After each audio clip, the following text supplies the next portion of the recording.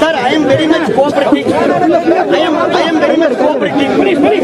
Let us hear India come to my house. They can search each and every room. They have all rights. Let the police come. Let the income tax come. But they have not found anything. Not even a 10,000 rupees.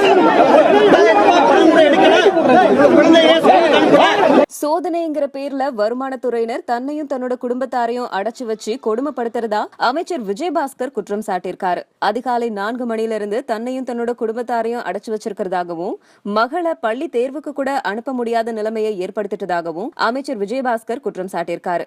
வரி ஏய்ப்பு, RK நகர்ல பணப்பட்டுவாடா செய்யப்பட்டு வந்ததா தொடர்ந்து எழுந்த புகார்கள் காரணமா தமிழகத்துல இன்னைக்கு காலையில வருமானத்துறையினர் அதிரடி சோதனையில ஈடுபட்டிருக்காங்க. சுகாதாரத்துறை அமைச்சர் விஜயபாஸ்கர் இல்லம், அவரோட உறவினர்கள் வீடு, அலுவலகங்கள்னு வருமானத்துறையினர் அதிரடியான சோதனையில ஈடுபட்டு பல்வேறு முக்கிய ஆவணங்கள், ரொக்க பணத்தை கைப்பற்றியிருக்காங்க. இந்த நிலையில விஜயபாஸ்கருடைய ஆதரவாளர்கள் வெளியில கேட்ல நின்னு முழக்கம் போட்டுட்டு இருந்த சமயம் விஜயபாஸ்கர் செய்தியாளர்களை சந்திச்சு பேசியிருக்காரு. பாதுகாப்பு படையினர் வருமானத்துறையினர் அத்துமீறி செயல்படுவதாகவும் புகார் தெரிவிச்சிருந்தாரு. அரசியல் காழ்ப்புணர்ச்சி காரணமாவே தன்னோட வீட்டுல சோதனை நடத்தப்படுவதா சொல்லி அமைச்சர் விஜயபாஸ்கர் தன்னோட வீட்டுல இருந்து வருமானத்துறையினர் அதிகாரிகள் எதையும் பறிமுதல் செய்யல அப்படின்னு தெரிவிச்சிருக்காரு.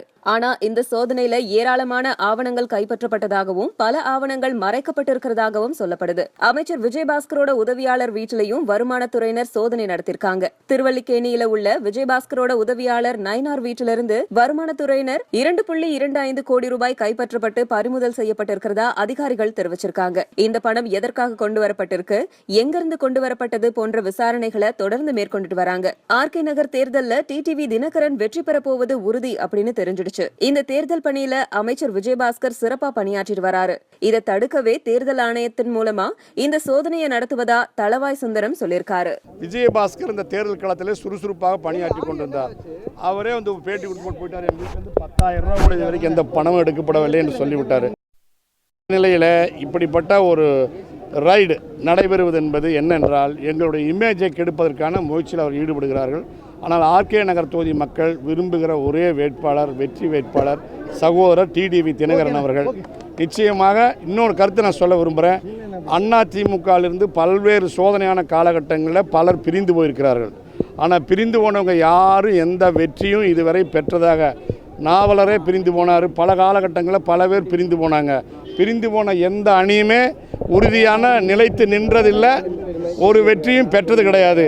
அதே போல் இந்த ஆர்கே நகர் தொகுதி தேர்தல் முடிவுக்கு பிறகு, தினகரனுடைய வெற்றிக்கு பிறகு பிரிந்து சென்ற அனைவரும் மீண்டும் அதிமுக தாய் கழகத்திலே இணைவார்கள். இது உறுதி, நிச்சயம்.